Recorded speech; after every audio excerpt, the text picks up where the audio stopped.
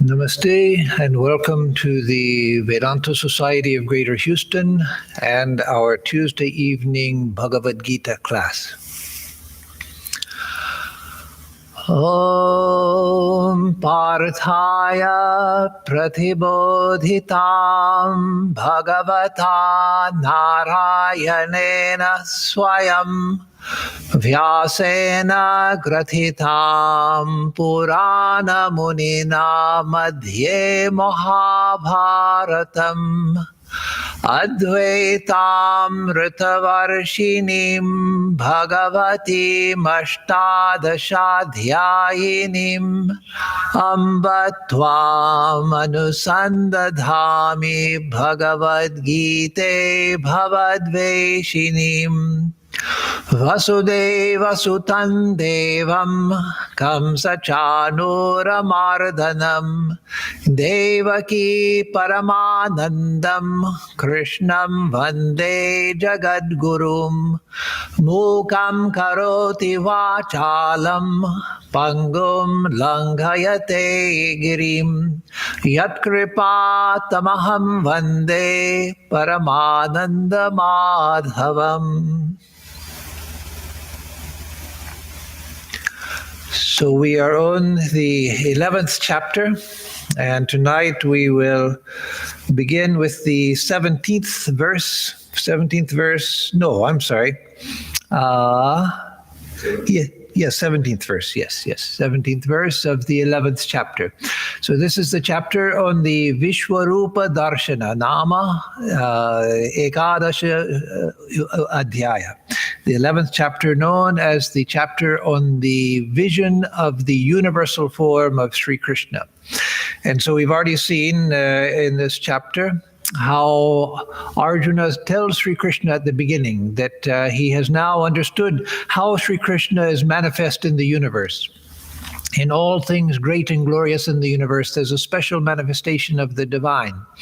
But he says he wants to know his real form. He wants to see more than just that which these eyes can see. He wants to see the real form of Sri Krishna. And so then Sri Krishna tells him that, yes, I will show you that form, I'll reveal it to you, but with these eyes you can't see it. You have to have divine vision. And so I, Sri Krishna, grant you Divya Chakshu, the divine sight, so that you can see my universal form.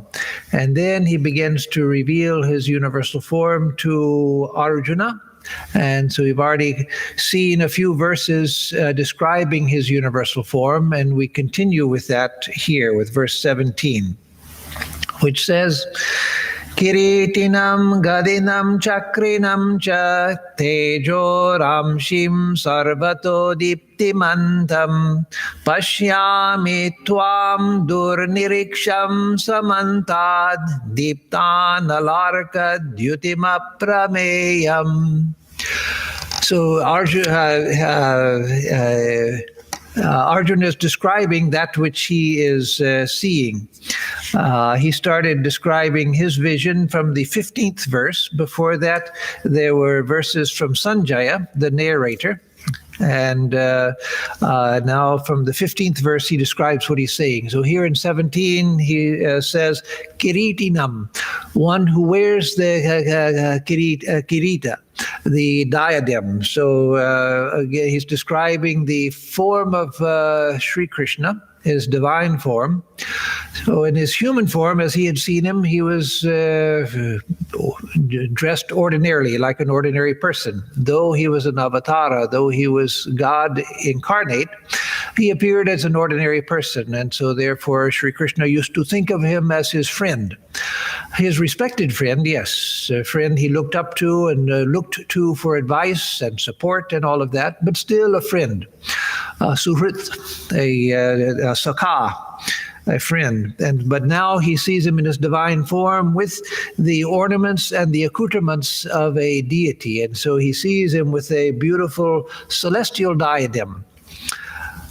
Again, the idea is that it's the diadem worn by a great and wealthy king. It may be beautiful, made of gold with precious jewels, but that which is worn by a deity, that which is a celestial ornament, is incomparable in its splendor. The visions of the poets, in the visions of poets recorded in their poetry, they describe the beauty of the ornaments of the deities. So here, you are wearing the kiriti, you hold the gadinam, means you're holding the gada, the mace, the military club. So in one, you're wearing the diadem, you're holding the mace. Gadinam means you who hold the mace. Chakrinam, you're holding the chakra, the discus, which of course was a weapon used, and Vishnu is always seen with the chakra, and so Shri Krishna also is always seen holding the chakra, spinning on his finger. So chakrinam, chakrin is one who holds the chakra. So you're holding the chakra. Tejo Ramshim, you're a mass of luminosity, a mass of splendor. Tejas Rashi. Sarvato Diptimantam, you're a mass of splendorous luminosity which illumines all the directions. Everything is shining with your luminosity. So again, these are all things for visualizing. These are all things that we should try to, of course, it's beyond the power of visualization. That's why Arjuna needed divine sight in order to see it. It can't be seen with ordinary eyes. It can't be imagined with the ordinary mind. But again, the purpose of it is to imagine so that we stretch the capacity of the mind. Pashyami tvam dur-niriksham samantad. I see you who are difficult to be seen. Shankaracharya takes it as dur-nirikshyam, with a Y after the ksha, dur-nirikshyam, but it comes to the same thing. It means you are difficult to see, or you are that which is difficult to be seen. Samantad diptana larka dyutima prameyam. So you who are diptana larka, duty. Duty means the light of the blazing fire and sun, samantar on all sides.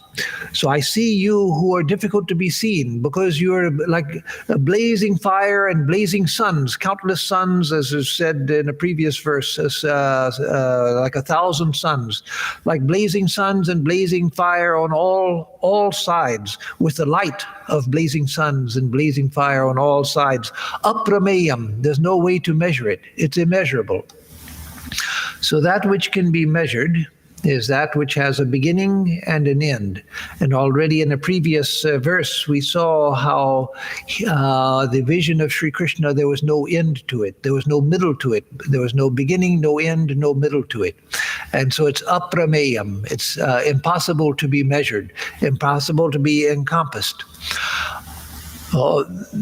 Another term which is related here, it's not in the text, but to define something. If you define something, you are defining it, making it finite. That is, you're delimiting it. So something which is definable is something which you can describe its beginning and end and its middle. You can describe it. These are the limits of what it is. A dog is this. It's not a cat. It's not a rat. It's not a cow. It's not a horse. It's not a man. It's not a rock. This is a dog. So to define something is to delimit. And so to be immeasurable is also to be undefinable. That which can't be defined, that which can't be limited, that which can't be comprehended. And the mind can only comprehend that which can be delimited. That which is undefinable, immeasurable, the mind can't possibly comprehend it, because the mind deals only with defined, delimited, limited things that are measurable by the mind. And that, of course, is what science also takes as its field for study in the physical world, that which is visible by the five senses, or which is visible at least with extended instrumentation, which extends the power of the senses, but still that which is physical. And so science, many scientists, it's not the fault of science, it's the problem of scientists who are human beings with the limitations of human beings, who want to limit reality to that which can be measured. That which can be measured. If it can't be measured, if it can't be weighed, if it can't be sensed by the sense organs or the extensions of scientific instrumentation of the sense organs, then it doesn't exist. It's unreal, it's just imaginary.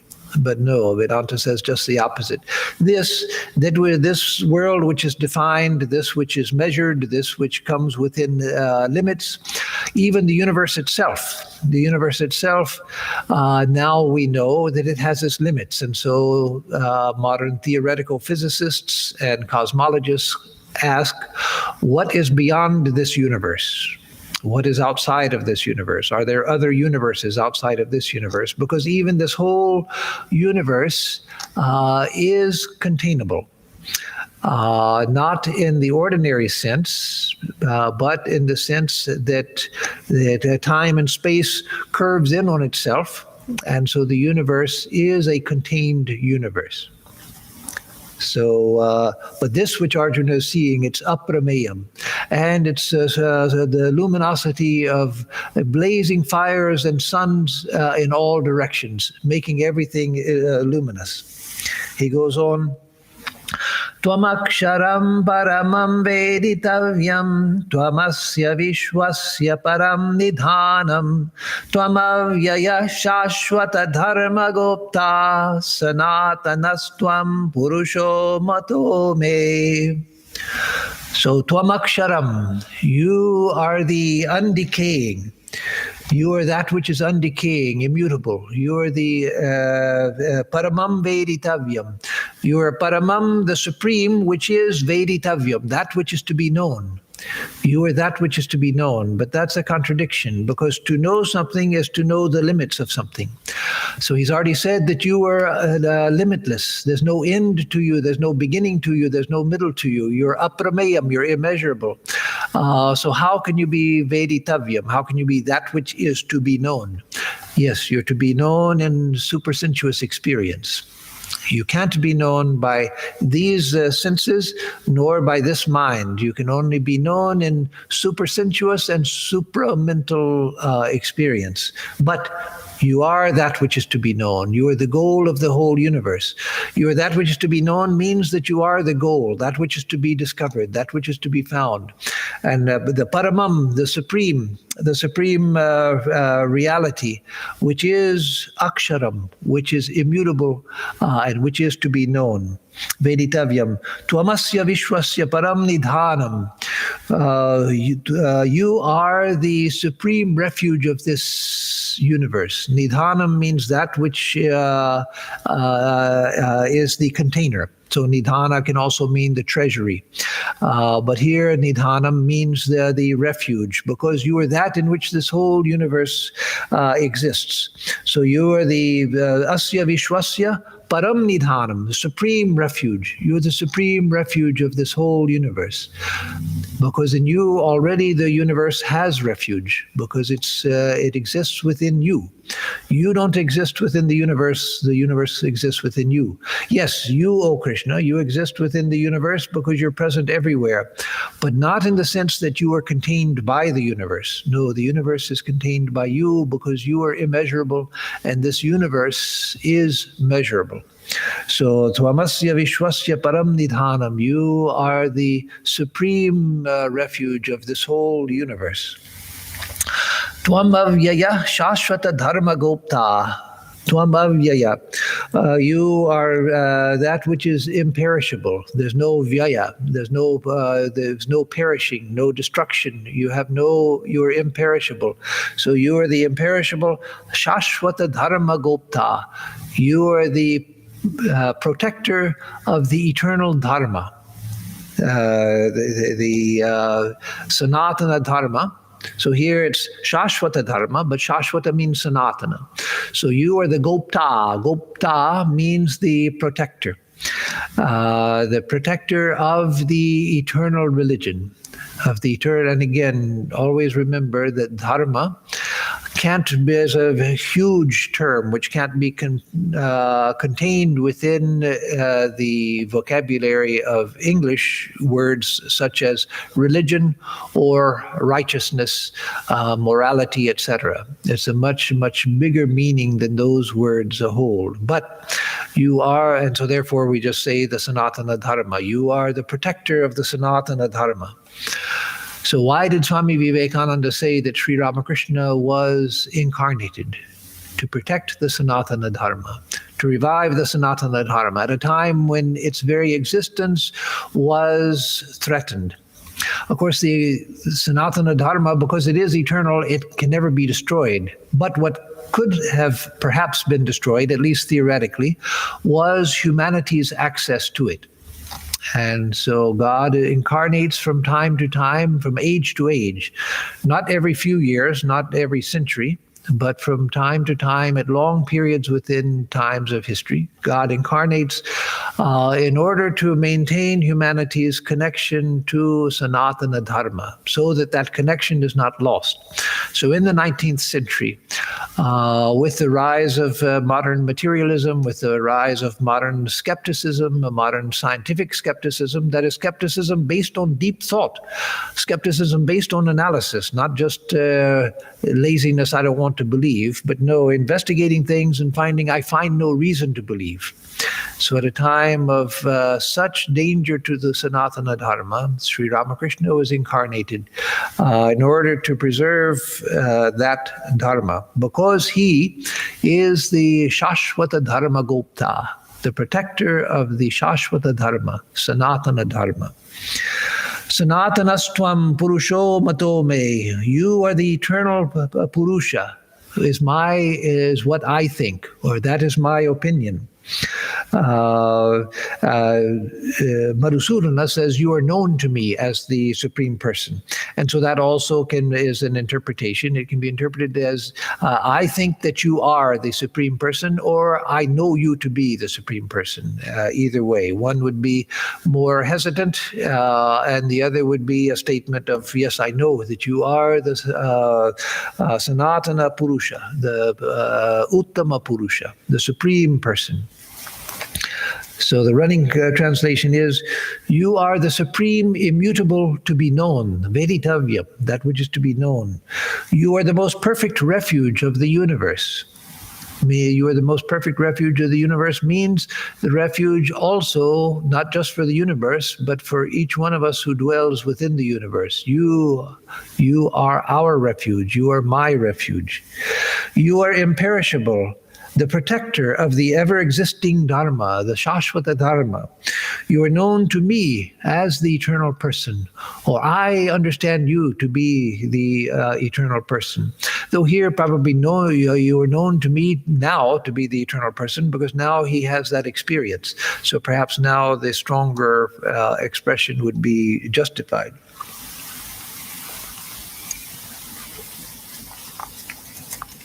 So then coming to verse 19, he continues.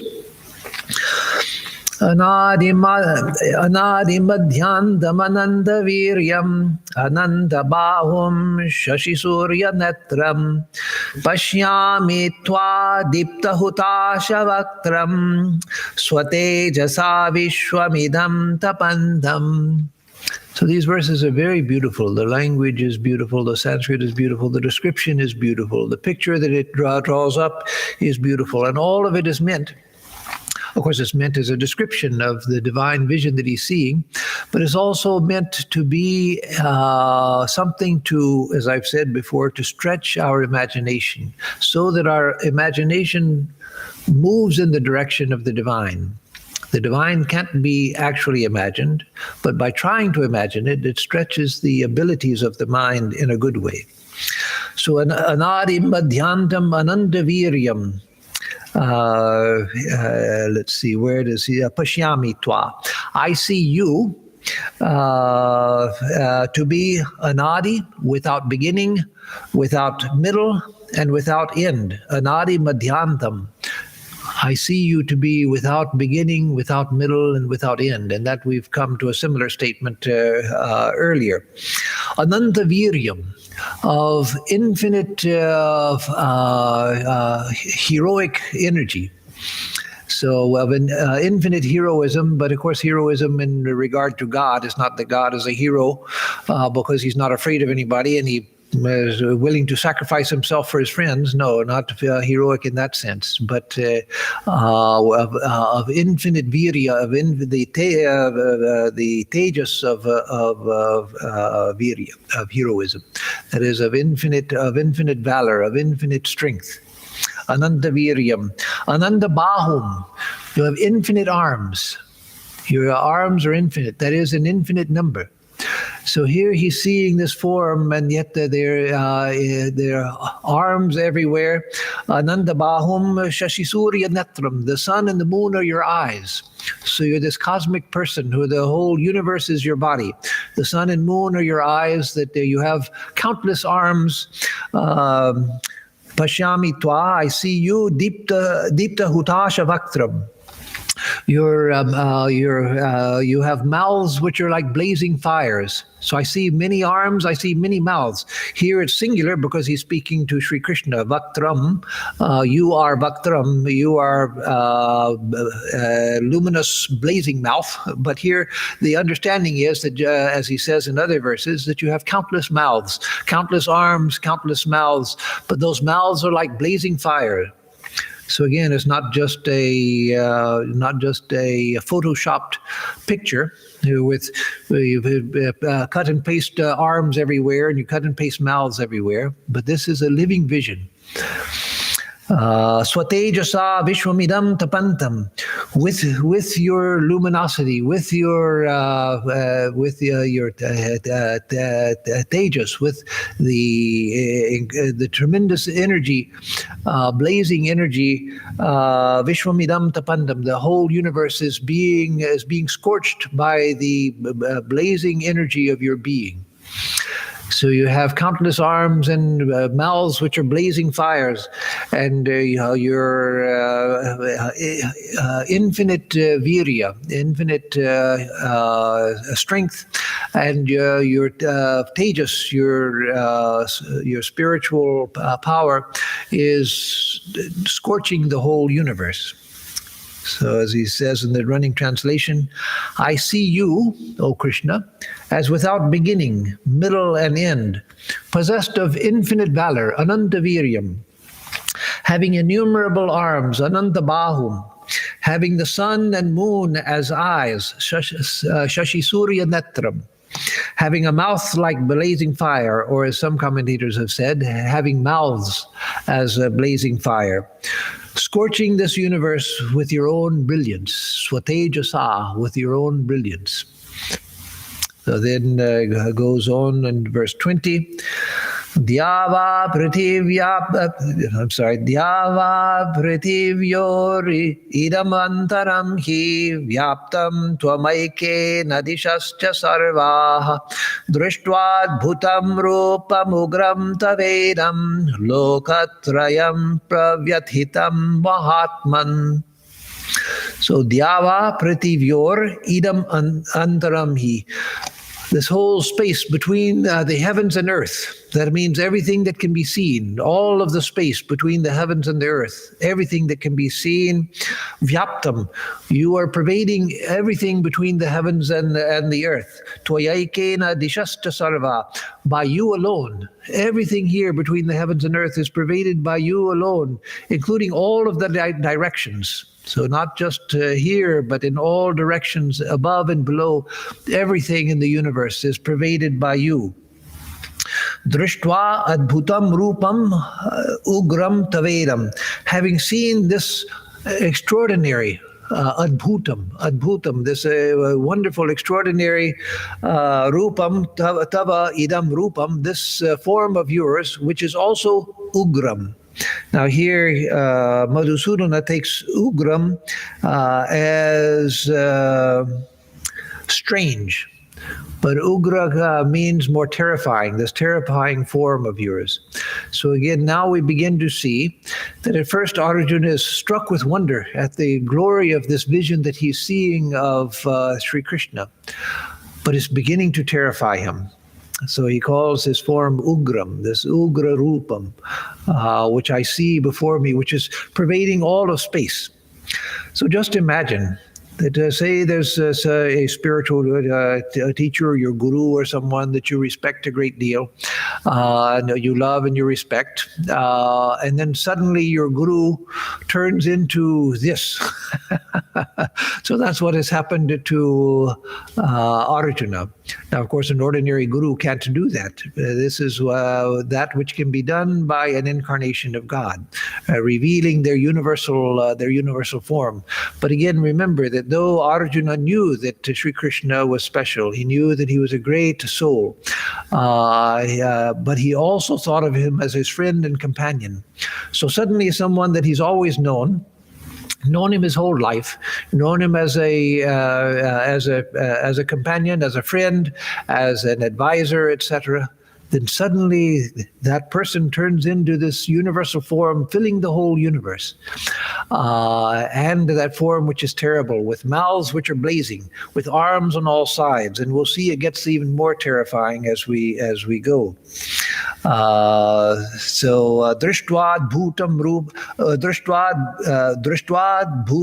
rupam ugram tavedam, having seen this extraordinary but terrible form of yours, lokatrayam pravyatitam Mahatman, O great souled one. Again, as I've said before, when referring to the commentary of Madhusudana Saraswati, he always finds a meaning to the particular epithet used for Sri Krishna or for Arjuna in the verses, because many different epithets are used for them. So here, Arjuna is calling him Mahatman because, again, he's beginning to become afraid. And a Mahatma is one who is it means a great soul, but it means one who is great-souled in heart, in compassion, in wisdom. And so he's terrified, and so he's appealing to him as a Mahatma, as a great soul who is possessed of infinite compassion and infinite wisdom, because he feels now that I need that. So lokatrayam pravyatitam, the three worlds are shaking in fear, O Mahatman. The three worlds are shaking in fear. So again, when you see the world here, you see sometimes people are afraid, sometimes people are happy, sometimes people are sad, but the emotions are moderately tame. But here he's seeing this tremendous form which pervades the whole universe, and he sees that it's terrifying. That form is terrifying to the three worlds, as we'll see more of that in a moment. So the running translation is, this intermediate space between heaven and earth, as also all the directions, is pervaded by you yourself alone. O noble-minded one, Mahatman. The three worlds are extremely terrified by seeing this strange form of yours, but actually it's a terrible form of yours, terrifying form of yours, that is difficult to comprehend, adbhutam. It's an adbhuta rupam. It's impossible to comprehend. Adbhutam like apurva, not seen before, incomprehensible. So then we come to verse 21. Amihi tvam asura sangha vishanti ketid bhita pranjalayo grinanti swasti tyuktva maharshi siddha sangha stuvanti tvam stutibhi pushkalabhihi. So amihi tvam asura sangha vishanti. So the Asura Sangha, or this Twa Asura Sangha can be broken in two ways. It can be Twa, you, Sura Sangha, all of the gods, or Twa Asura Sangha, all of the Asuras, all of the demons. And so here we can take that he means both, because both can be, both fit the verse. That the host, the Sangha, the host of gods and demons are both entering into you. Ketid bhita pranjalayo grinanti. Some of them in fear are singing praises to you with their hands clasped like this. So they're shaking in fear, the gods and the demons, who they are entering into your being destroyed, and they approach you with hymns of praise, with fear. Swasti tyuktva maharshi siddha sangha. So the maharshis, the great rishis, and the siddhas, the perfected souls like Kapila, the sangha, the community of the great rishis and the perfected souls like Kapila and others, swasti tyuktva, saying swasti, well-being be to the world. That is, they're praying for the welfare of the world. Like when Swami Advaitananda ji, long after the passing away of Sri Ramakrishna, he had a vision of Sri Ramakrishna. He saw, I've mentioned this recently in a lecture, he saw Sri Ramakrishna coming down the path towards him. And he knew it was Sri Ramakrishna, but it didn't look at all like the Sri Ramakrishna that he had known. And again, this long after Ramakrishna had passed away.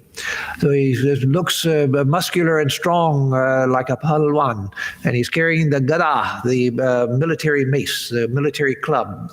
And so Swami Atmarupananda says, "Oh Thakur, who are you?" Because again, he knows it's Thakur, he knows it's Ramakrishna, but he doesn't recognize him in this form. So he says, "Oh Thakur, who are you?" And Sri Ramakrishna says, "I am Gadadhara," that is the holder of the mace, the military club, this big club for fighting in battle. "I am Gadadhara, come to destroy, so that the new can come up." And then Swami Atmarupananda said, "Please, O Lord, protect your holy order." Meaning that Sri Ramakrishna is saying, "I've come to destroy."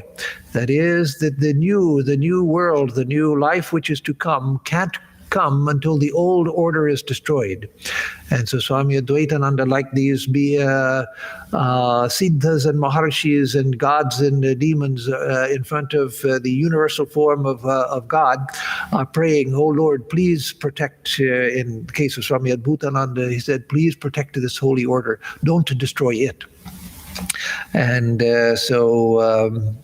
swasti tyuktva maharshi siddha sangha stunvanti tvam stutibhi pushkalabhi.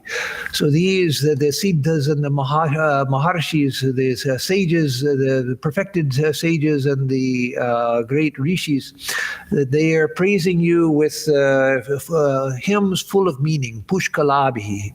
Stutibhi, pushkalabhi. Stutis, which are pushkala. The running translation is, these very groups of gods and also demons. Some translators give one meaning, others give others. Madhusudana, though, here in the translation it said groups of gods, but in the commentary he explains it fits both, gods and demons. These very groups of gods and demons enter into you. Struck with fear, some extol you with joined palms, like this out of fear. They're bowing to you and singing hymns to you of praise. Groups of great sages and siddhas, perfected ones, saying, "May it be well with the whole world." Swasti. Swasti astu, may it be well with all. Praise you with fully meaningful hymns. Stuti pushkala. Fully pushkala stuti, fully meaningful hymns. So then in verse 22 he says, "Rudra ditya vasavo yehi sadhya vishveshvino marutaschoshmapascha gandharva yaksha surasiddha sangha vikshante tvam vismitaschaiva sarve." So the Rudras, that is the class of deities called the Rudras, and the Adityas, the 12 Adityas, or the Vedic deities, the Vasus, the Ashtavasus, the 8 Vasus. Again, these we've all seen earlier in the chapter, and also in the previous chapter, chapter 10, on the vibhutis, on the divine manifestations. So here the Rudras, the Adityas, the Vasus, all of these classifications of deities, the Sadhyas, another classification, Vishwe, here means Vishvedeva, the class of deities called the Vishvedevas. Ashwino, the two Ashwins, the two twins, the Ashwins, that celestial twins, and the Maruts. Marutascha, the Maruts, Choshmapascha, Cha Ushmapascha. The Ushmapa are the Pitris, the Manis, as they're called in the Western world, according to the Roman, that was a Latin word for the forebears. So it means the forefathers. And of course, nowadays we should include, because it's true, it should include the foremothers also. But in all cultures, until recent times, the male was the human was the default. The male was used to mean people. So all men everywhere. It means all people everywhere. It doesn't mean all males, but all people. So here the forefathers should be forebears. And so all of these, the Rudras, the Adityas, the Vasus, the Sadhyas, the Vishvedevas, the Ashwin twins, the Maruts, the forebears, Gandharvas, Yakshas, Asuras, Siddha Sangha, the Sangha, the community of all of these, the community of Siddhas and Suras and Asuras, Vikshante Tva, Vismitaschaiva Sarve. They see you and are struck with, they're looking at you, seeing you and struck with wonder. Vismita, the Vismita, they're struck with wonder seeing you. Vikshante Tva, Vismitaschaiva Sarve. Sarve, all of them are struck with wonder having seen you. So the running translation is those who are the Rudras, the Adityas, the Vasus, and the Sadhyas, the Vishvedevas, the two Ashwins, the Maruts, and the Ushmapas, and the hosts of Gandharvas, celestial musicians, the Yakshas like Kubera, demons and Siddhas like Kapila, see you and all without exception are struck with wonder. So in the Mahayana Buddhist scriptures, when the Buddha was teaching, they're highly imaginative. They're not like the Theravada Pali texts, which are very down to earth and very ordinary, where Buddha is presented as a great man of illumination, but just as a man of illumination, with great wisdom and great compassion, but his human dimension is put forward. But in the Mahayana texts, when the Buddha is preaching, then the heavens are filled with all of these celestial beings and with the bodhisattvas and the Buddhas of the past, and everyone is seated in assembly, and there are tens of thousands or hundreds of thousands of bhikshus, Buddhist monks and nuns who are seated in assembly. Of course, that couldn't have happened here on earth in the life of the Buddha, but you have that sort of imaginative picture.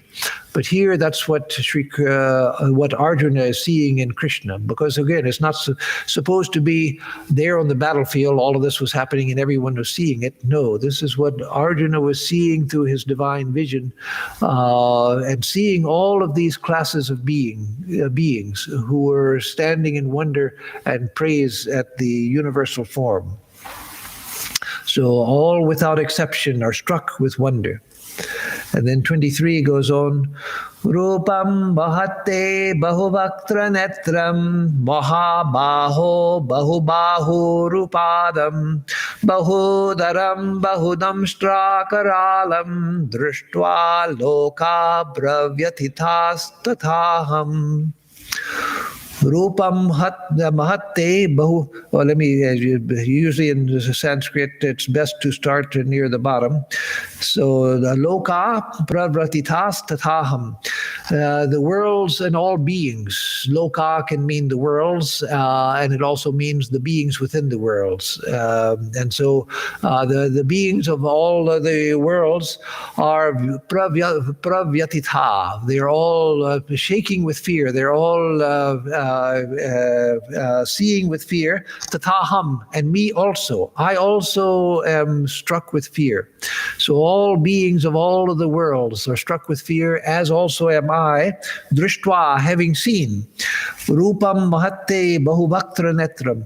Your great form, Mahat Rupam, your great form, Bahubhaktra Netram, with many mouths and eyes, countless eyes and mouths.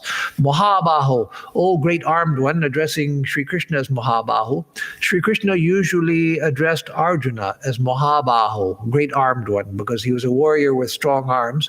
But here Arjuna is addressing Krishna as Mahabahu, one with great arms, because now he sees his arms everywhere. The arms pervading the universe. Bahu Bahu Uru Padam, with many, Bahu, with many arms, Uru, with many thighs, and Padam, feet. But in Sanskritic languages, in the Sanskritic languages, feet is used for the leg, just as you know, those of you who know Hindi or Bengali, oftentimes hand can mean this, but this is the hand also. And so the pada can mean just the foot, or it can mean the leg down to the feet. And so you have many bahu, many arms, many mouths, many eyes, many thighs, many legs and feet.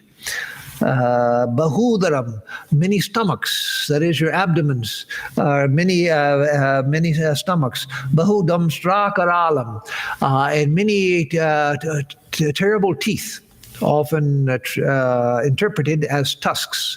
So not just ordinary teeth for eating salad or peanuts, but huge destructive teeth, like a giant tiger or something like that. Drishtva loka pravratita tathaham. Having seen this, the worlds and all beings are struck with fear, as am I. So again, now fear has come to him. At first it was sheer wonder, seeing this wonderful vision. But now as he sees the extent of it, as his spiritual eyes are beginning to see what it is that is being revealed to him, now he's beginning to get afraid. So, O mighty armed one, seeing your immeasurable form, Mahat Rupam, your great form, or here immeasurable form, which has many mouths and eyes, numerous arms, thighs, and feet, and many bellies, and which is fearful with many teeth. The creatures are extremely distressed, and so am I. Or the worlds are very distressed, and so am I. Even as we saw in the previous verse, even the gods and demons are distressed. Even they are afraid, seeing this universal form of the divine. You remember in Sri Ramakrishna's vision, before he met Narendra, he saw in the vision, he said that his mind went higher and higher to higher and higher subtle realms. He went through he went far beyond the stellar universe, that is this universe that we see. Went through the universe of ideas. He went beyond the universe of ideas, and then he got to a realm where he saw gods and goddesses lining the path of his mind, ascending to higher and higher realms, countless gods and goddesses. And then he came to the end of the realm of the divisible, and came to the realm of the indivisible, and saw that the gods and goddesses were content with their realm far below, afraid to look up there. And so the idea is that even the gods and goddesses are afraid of, in this case, of this universal form of Sri Krishna. So then we come to verse 24. Make sure that's, yes. So 24 says, Nabhasprisham dipta maneka varnam vyattananam dipta vishala netram drishtva hi tvam pravyatitantaratma dhritin navindami shamancha Vishnu. Vishnu. Nabhasprisham, touching the sky. Your form is, again, it fills all of space, from the heavens to the earth in all the directions. So touching the sky, deepta maneka varanam, luminous. Again, he keeps referring to this divine luminosity of the form of Sri Krishna's universal form, and aneka varanam, of many different colors, of all different colors. Vyatananam, Vyatananam Deepta Vishala Netram. Let's see, let me see for a moment. Vishnu.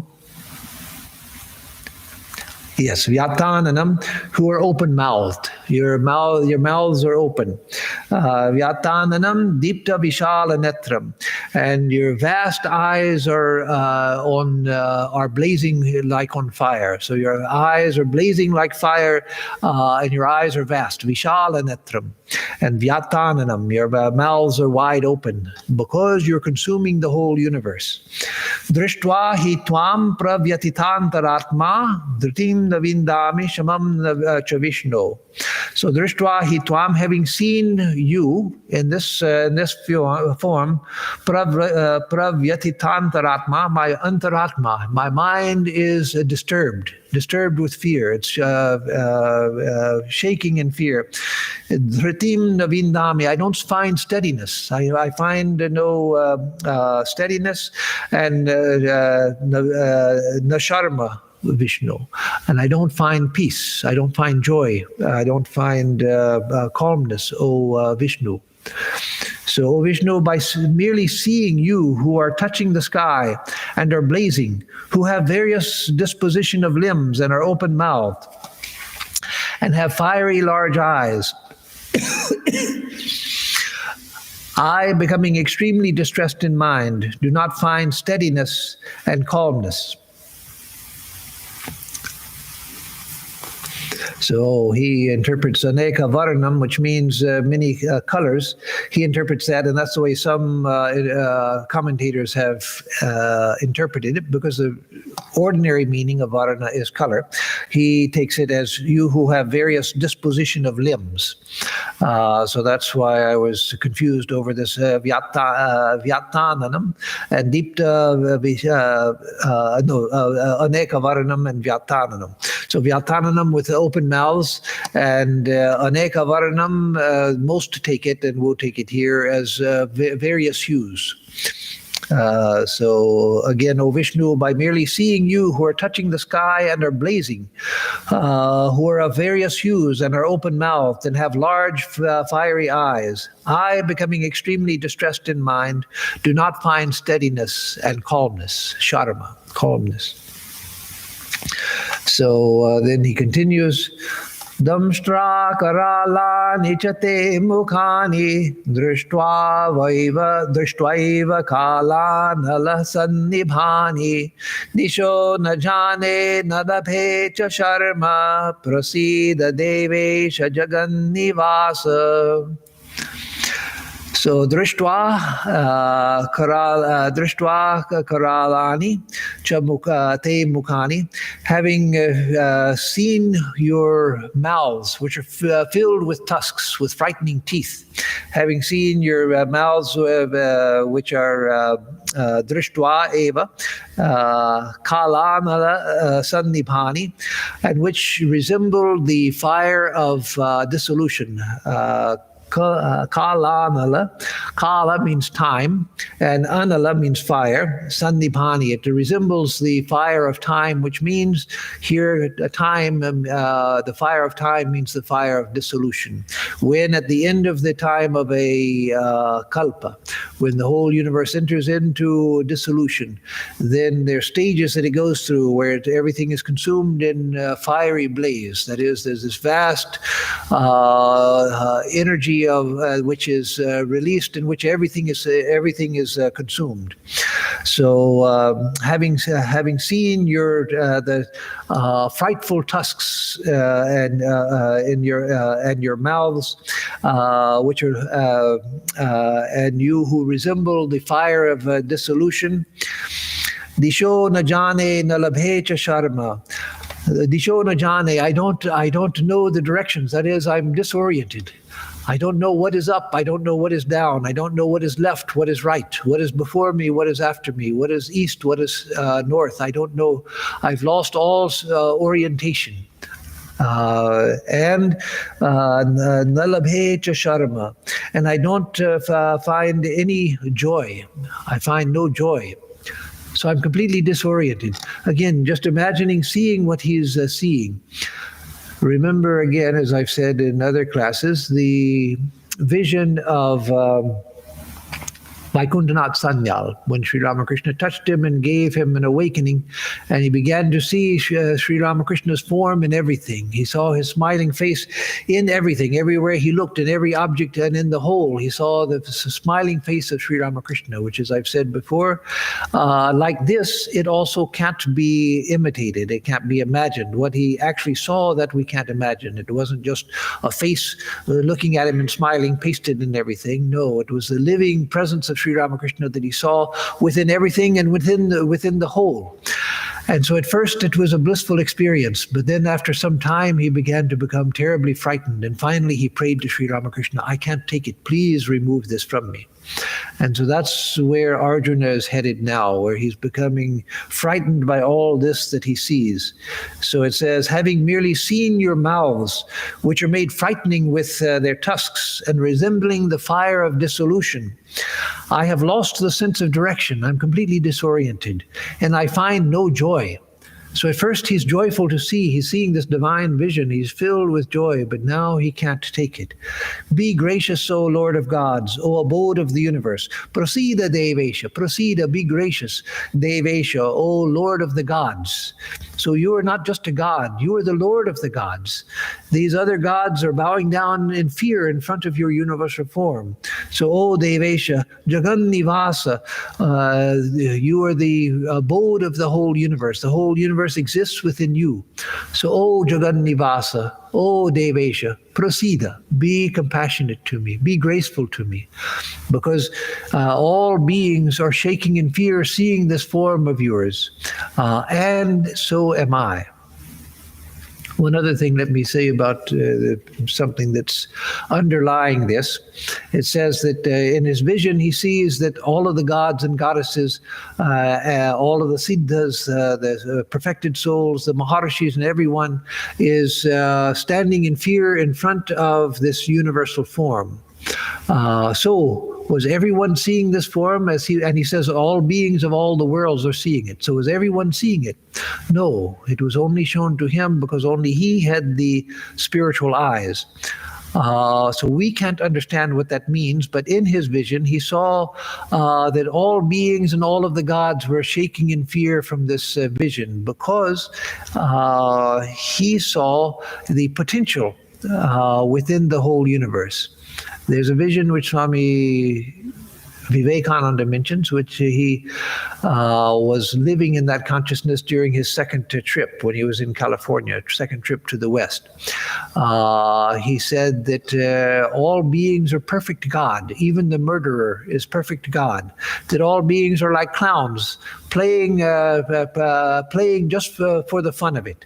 And when they get tired, then they will stop and then they'll go back to a state of enlightenment.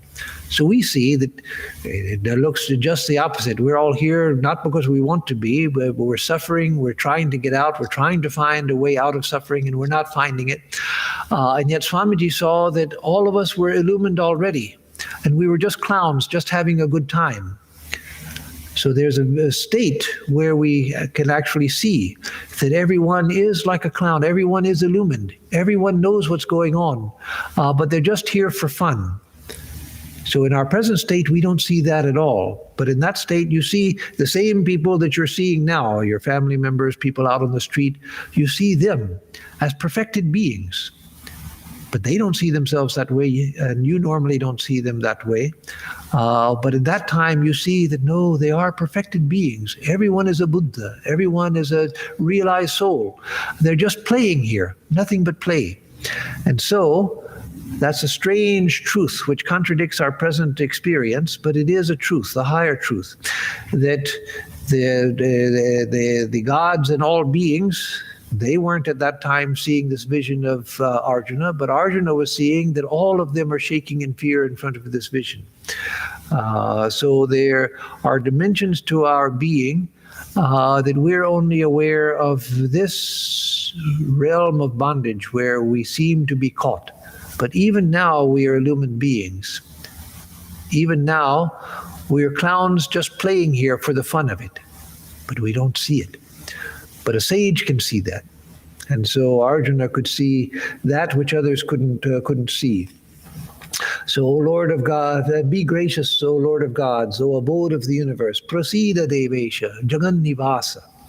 So the beautiful statement. So we'll stop here on verse 25 and continue next time from verse 26 and with the universal vision. And so let me give announcements, and if after the announcements there are any questions, I'll answer those. Otherwise, we'll conclude. So for announcements, we'll have the Gospel of Sri Ramakrishna class on Thursday at 11 o'clock, live streamed. On Sunday, we'll have the Sunday lecture at 11 o'clock, live streamed, and next Tuesday we'll continue with this lecture. Now, there's no question of cancellations because of travel, because I can't travel. So, of course, now I could. It's physically possible. I could buy a plane ticket and go somewhere, but it's inadvisable, and so I'm not going to travel. A number of trips have just been canceled. My trip to China is canceled, trip to Scotland is canceled, trip to Bolivia is canceled, and trips within the U.S. also are canceled for this year. Maybe later in the year something is possible, but for now it's assumed that travel is not a good idea. So classes will continue without exception. Probably in August we'll take a break as usual, but until August we'll have the classes, and everything else being equal, there won't be exceptions to that. The only other announcement for right now is that we are still collecting food and money for Seva International, their wonderful effort to feed the hungry in Houston.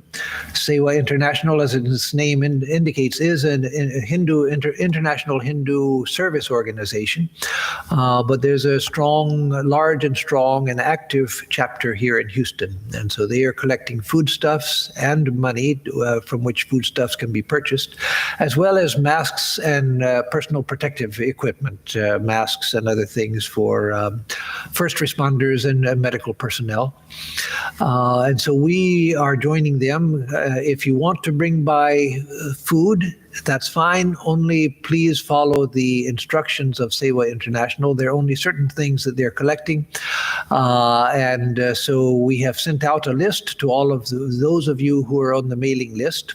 And if you're not on the mailing list, you can contact me and be put on there, or you can go to our website and be put on the mailing list. So if you make a donation rather than bringing a monetary donation, rather than bringing foodstuffs according to their list of requirements, then you make it out to Vedanta Society of Greater Houston, or simply VSGH, and put in the memo line for food drive or for Seva, something indicating that this is for that purpose. Otherwise, we'll take it as a regular donation, of course, which we also are always grateful to have and always need and can use. So those are the announcements for now. Are there any questions? No questions. So we'll say the closing chant,